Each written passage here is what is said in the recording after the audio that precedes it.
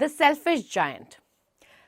तो कहानियों के अनुसार माना जाता है कि धरती यानी अर्थ पर पहले विशाल आदमी रहा करते थे जिन्हें जायंट्स कहा जाता है। और क्या आपको पता है कि इन जायंट्स की ऊंचाई या हाइट अक्सर पेड़ों से भी ज्यादा लंबी होती थी। तो कितना अच्छा होता ना अगर आप जायंट होते तो फट से कहीं भी पहुंच सकते थे, बस तैयार हुए और 4 कदम में पहुंच गए, है ना? ये सब सुनने में बहुत अच्छा लगता है, लेकिन क्या आप उनकी असल जिंदगी के बारे में जानते हैं? जानना चाहते हैं? मुझे सुनाई दे रहा है। तो कौन कौन तैयार है जायंट्स की असल जिंदगी के बारे में जानने के लिए? ठीक है, तो चलिए हम सब ऑस्कर वाइल्ड द्वारा लिखित कहानी द सेल्फिश जायंट को ध्यान से सुनेंगे और हो सकता है कि इस कहानी से आपको एक मजेदार सा सबक या सीख भी मिल जाए। तो कौन कौन तैयार है? अरे भाई, अगर तैयार हैं तो जोर से बोलिए यस। मुझे सुनाई नहीं दिया, एक बार फिर बोलिए जोर से यस। बहुत बढ़िया। तो चलिए कहानी शुरू करते हैं द सेल्फिश जायंट यानी एक विशाल स्वार्थी आदमी की। कक्षा 8 अध्याय 3 स्वार्थी राक्षस। हर दोपहर जब बच्चे स्कूल से वापस आते थे तो वो राक्षस के बगीचे में खेलने जाते थे। वो एक बड़ा सुंदर बगीचा था जिसमें मखमली घास थी। इधर उधर घास के पास कुछ सुंदर फूल थे, सितारों के जैसे, और 12 आड़ू के पेड़ थे जो बसंत आने पर गुलाबी और सफेद फूल देते थे, और पतझड़ में स्वादिष्ट फल। पेड़ों पर बैठी चिड़ियां इतने मीठे स्वर में गाती थी कि बच्चे खेलते हुए रुक जाते थे उन्हें सुनने के लिए। हम कितने खुश हैं, वो एक दूसरे से कहते थे। एक दिन राक्षस वापस आ गया। वो अपने दोस्त एक आदमखोर को मिलने गया था और फिर 7 साल वहीं रह गया। जब वो वापस आया उसने देखा बच्चे बगीचे में खेल रहे हैं। क्या कर रहे हो यहां? उसने कर्कश आवाज में कहा और बच्चे भाग गए। उसने कहा, मेरा बगीचा मेरा अपना बगीचा है, कोई भी समझ सकता है। मैं किसी को भी यहां खेलने नहीं दूंगा सिवाय मेरे। इसलिए उसने उसके चारों तरफ एक ऊंची दीवार बनाई और एक नोटिस बोर्ड लगा दिया। वो काफी स्वार्थी राक्षस था। बेचारे बच्चों के पास खेलने के लिए कोई जगह नहीं थी। उन्होंने सड़क पर खेलने की कोशिश की, पर सड़क पर काफी धूल थी और कंकड़ भी। बच्चों को वहां खेलना अच्छा नहीं लगा। वो कक्षा के बाद ऊंची दीवारों के आसपास मंडराते थे और अंदर खूबसूरत बगीचे के बारे में बातें करते थे। उन्होंने एक दूसरे से कहा, हम कितने खुश थे। फिर बसंत आया और सारे देश में छोटे छोटे फूल और चिड़ियां नजर आने लगे। सिर्फ स्वार्थी राक्षस के बगीचे में अभी भी सर्दी का मौसम था। चिड़ियां वहां नहीं गाती थीं क्योंकि वहां कोई बच्चे नहीं थे और पेड़ पौधे खिलना भूल गए थे। एक बार एक सुंदर फूल ने सिर निकालकर घास के बाहर झांका, पर जब उसने नोटिस बोर्ड देखा तो उसे बच्चों के लिए काफी बुरा लगा और वो वापस जमीन पर जाकर सो गया। सिर्फ बर्फ और ठंडी हवाएं ही खुश थीं। बसंत इस बगीचे को भूल गया है, इसलिए हम यहाँ पूरे साल रहेंगे। बर्फ ने घास को एक सफेद चादर से ढक दिया और ठंड ने सारे पेड़ों को चांदी के जैसा चमका दिया। फिर उन्होंने उत्तरी हवाओं को बुलाया उनके साथ रहने के लिए, और वो आ गया। वो पूरे दिन फर में लिपट बगीचे में गुर्राता रहता था और चूल्हे की आग बुझाता रहता था। ये बहुत अच्छी जगह है, हमें ओलों को बुलाना चाहिए। तो ओले आ गए। हर दिन 3 घंटे तक घर की छत पर पटर पटर करते रहते जब तक ज्यादातर छत टूट नहीं गई, और फिर तेजी से बगीचे के गोल गोल चक्कर लगाते थे। वो सलेटी रंग का था और उसकी सांस बर्फ जैसी थी। मुझे समझ नहीं आ रहा कि बसंत इतना देर क्यों लगा रहा है आने में। स्वार्थी राक्षस ने खिड़की के बाहर झांकते हुए अपने ठंडे सफेद बगीचे को देख सोचा, शायद मौसम में कुछ बदलाव आए। पर बसंत कभी नहीं आया, ना ही गर्मी।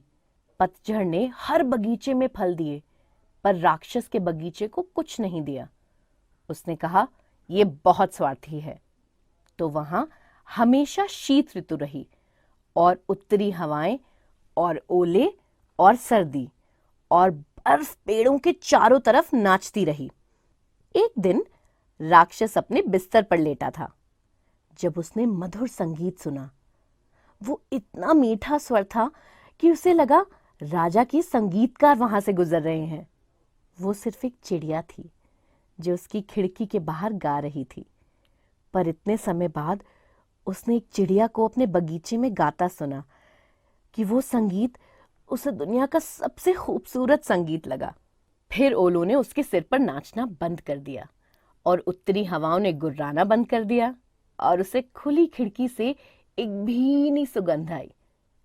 मुझे लगता है आखिरकार बसंत आ गया है, राक्षस ने कहा और अपने बिस्तर से कूद उसने बाहर की ओर देखा। बच्चों के वापस आने पर उल्लास में पेड़ों ने अपने आप को चिड़ियों और फूलों से सजा लिया।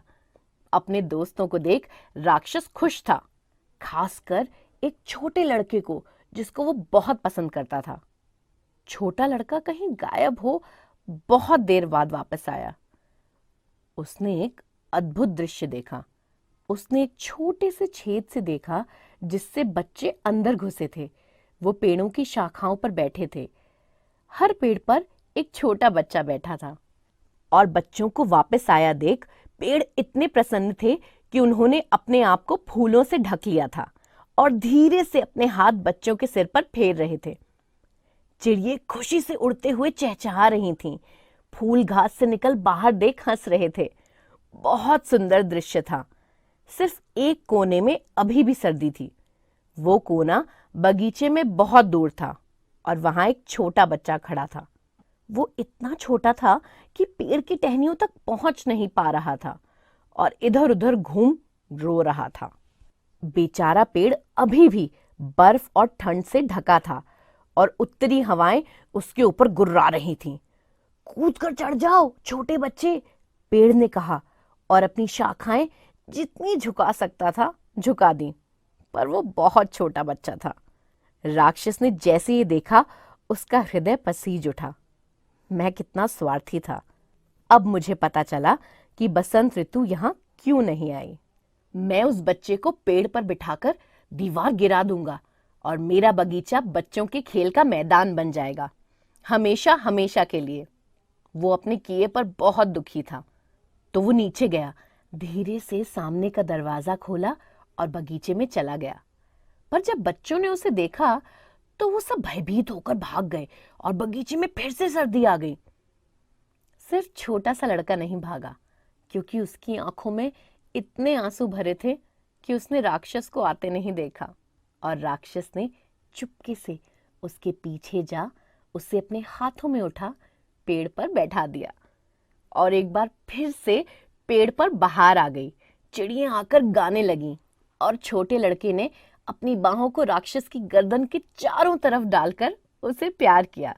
और जब बाकी बच्चों ने देखा कि राक्षस क्रूर नहीं रहा तो सब दौड़कर वापस आ गए और उनके साथ बसंत भी। बच्चों, ये अब तुम्हारा बगीचा है, राक्षस ने कहा और एक बड़ी हथौड़ी लेकर दीवार तोड़ दी। और 12 बजे जब लोग बाजार जा रहे थे, उन्होंने राक्षस को बहुत खूबसूरत बगीचे में बच्चों के साथ खेलते हुए पाया। पूरा दिन वो खेले और शाम को राक्षस से विदा ली। पर तुम्हारा छोटा साथी कहाँ है, जिस बच्चे को मैंने पेड़ पर बिठाया था? राक्षस को वो सबसे पसंद आया था क्योंकि उसने उसे प्रेम किया था। हमें नहीं पता, वो चला गया है, बच्चों ने कहा। उसको कहना कि कल जरूर आए। पर बच्चों ने कहा कि वो नहीं जानते कि वो कहाँ रहता है और उसे किसी ने पहले नहीं देखा था। राक्षस उदास हो गया। हर दोपहर स्कूल के बाद बच्चे आकर राक्षस के साथ खेलते थे, पर वो छोटा लड़का जिसको राक्षस पसंद करता था वो कभी नहीं दिखा। राक्षस सब बच्चों के प्रति मेहरबान था, फिर भी वो अपने छोटे दोस्त को याद करता था और अक्सर उसके बारे में बात करता था। वो कहता था उसे देखने को बहुत मन करता है। कई साल गुजर गए और राक्षस बूढ़ा और कमजोर हो गया। वो अब खेल नहीं पाता था, इसलिए एक बड़ी सी कुर्सी पर बैठकर बच्चों को खेलते हुए देखता था और अपने बगीचे की प्रशंसा करता था। वो कहता था, मेरे पास बहुत सारे सुंदर फूल हैं, पर सबसे सुंदर फूल बच्चे हैं। एक सर्द सुबह जब वो तैयार हो रहा था, उसने खिड़की से बाहर झांका। वो अब सर्दी को नापसंद नहीं करता था, क्योंकि उसे पता था बसंत सो रहा है और फूल आराम कर रहे हैं। अचानक उसने अपनी आंखें मली और आश्चर्यचकित होकर देखता रहा। वो सच में अनोखा दृश्य था। बगीचे में दूर एक कोने में एक पेड़ था जो सफेद फूलों से ढका था। उसकी टहनियां सुनहरी थीं और चांदी के रंग के फल लटके हुए थे, और उसके नीचे वही छोटा लड़का खड़ा था जिसे वो पसंद करता था। राक्षस खुशी के मारे दौड़कर नीचे फिर से बगीचे की ओर भागा। घास पे तेजी से दौड़ वो बच्चे के पास आया, और जब वो उसके पास आया उसका चेहरा गुस्से से लाल हो गया और उसने कहा, किसने तुम्हें चोट पहुंचाई है? क्योंकि बच्चे के हाथ और पैरों पर 2 कील के निशान थे। किसने तुम्हें चोट पहुंचाई है? राक्षस ने चिल्लाकर कहा। बताओ, मैं अपनी बड़ी तलवार से उसे नष्ट कर दूंगा। बच्चे ने कहा, नहीं, ये प्यार की चोटें हैं। कौन हो तुम? राक्षस ने कहा, और उसे एक विचित्र प्रकार का भय महसूस हुआ और वो बच्चे के सामने झुक गया। और बच्चे ने मुस्कुराते हुए कहा, तुमने एक बार मुझे अपने बगीचे में खेलने दिया था। आज तुम मेरे साथ मेरे बगीचे में चलो, जो स्वर्ग है। और उस दोपहर जब बच्चे दौड़ कर आए, उन्होंने राक्षस को पेड़ के नीचे मृत और फूलों से ढका पाया। तो सबको मजा आया कहानी सुन के? तो आपने ये वाली बात तो सुनी होगी कि शेयरिंग इज केयरिंग, है ना? इसका मतलब ये होता है कि अगर आप अपनी कोई चीज किसी के साथ बांटते हैं या शेयर करते हैं तो आपको उसकी फिक्र है, यानी आप अपनी चीज जिसके साथ बांट रहे हैं आप उसकी केयर करते हैं। तो आपके पास भी जीवन में ऐसी बहुत सारी चीजें होंगी जो आपके लिए महत्वपूर्ण नहीं है, लेकिन हो सकता है कि वो चीज किसी और के जीवन में अत्यंत महत्वपूर्ण हो, है ना?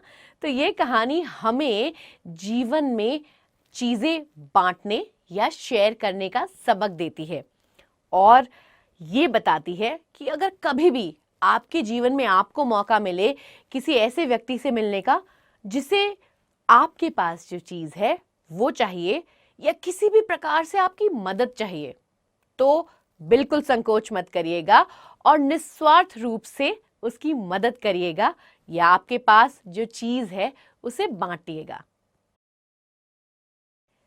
इस कहानी से हमें ये शिक्षा मिलती है कि किसी को सच्चे दिल से या निस्वार्थ रूप से प्रेम करने में ही सच्ची खुशी हमें मिलती है।